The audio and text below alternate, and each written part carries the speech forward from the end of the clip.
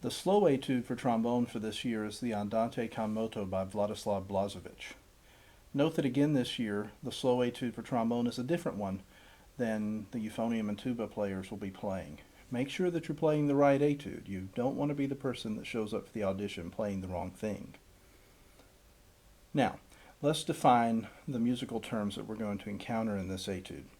First of all, the opening tempo, Andante con moto. It's a relatively slow walking tempo, but still with a sense of movement. And then also you'll see the term dolce, which means sweetly. Tempo. The instructions indicate that this etude should be played with a quarter note at 88 to 96 beats per minute. I tend to favor the slow end of this tempo range, if not just a bit slower. But in any case, this piece sounds best with quite a bit of push and pull.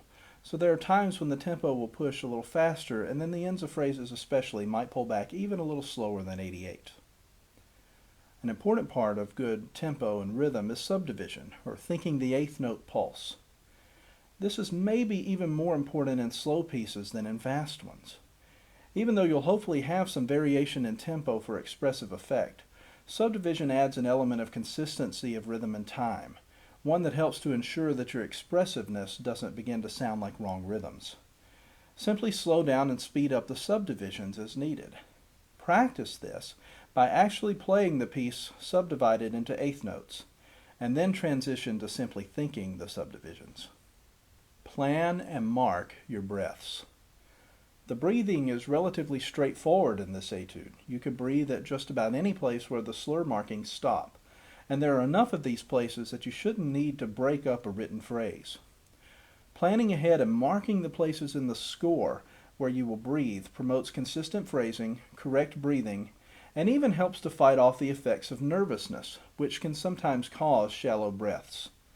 If you're accustomed to breathing deeply in the same places every time, you will likely keep doing so in the audition room despite any anxiety you might feel. Marking breaths also helps you to avoid the problem of skipping a good breathing place because you don't feel like you're out of air, and yet then running out of air before the next good breathing place. If you've penciled in a breath, it will remind you that you need a breath in that spot, even if you don't feel like you do in the moment. The legato articulations in this etude require constant airflow.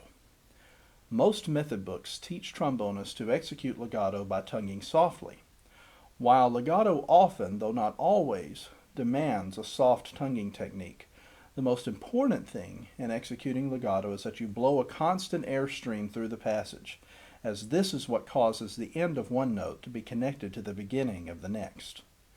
This constant blowing and constant sound requires a quick and well-coordinated slide action in order to have the best effect, since moving the slide slowly or out of sync with the tongue will lead to unwanted smearing.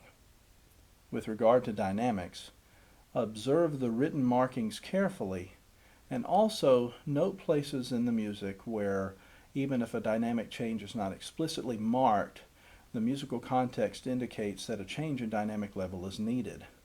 Observing both the written and unwritten dynamics will help you to make the musical lines lead to and from the most musically important notes.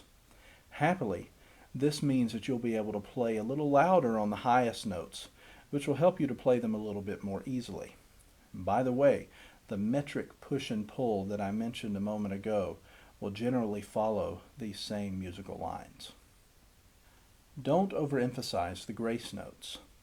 Grace notes are ornaments, just slight musical decorations that are not nearly as important as the notes around them.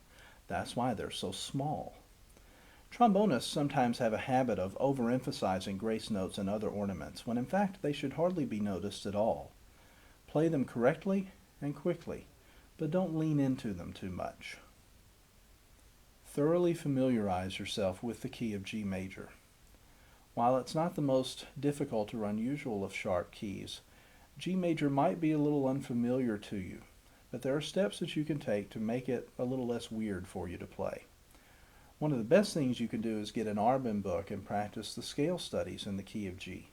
There you'll find a whole page or more of exercises based on the G major scale, which can help you to become more comfortable with this key signature and more familiar with the slide position patterns that you're most likely to encounter in this key. There are also some scale routines found elsewhere on this website which can serve some of the same purpose. And really any etudes or pieces of music you can find in the key of G will help you to become more comfortable with it and will serve you well for playing music in this key beyond just this one etude. And of course, there's nothing wrong with marking F sharps or B naturals or any other missed key signatures or accidentals in your part so that you'll be less likely to make those mistakes in the audition. On a lighter note, it's okay if the cadence at the end of the indicated section for you to play bothers you. The cut prescribed in your instructions makes this etude a more reasonable length for audition purposes, but it does cause the piece to end on what's called a half cadence, where the dominant chord is implied and should lead to the tonic chord, which is implied in the next measure. If this etude ending where it does leaves you with an unsettled and incomplete feeling, take heart. That means you're normal, and it means you have good musical sense.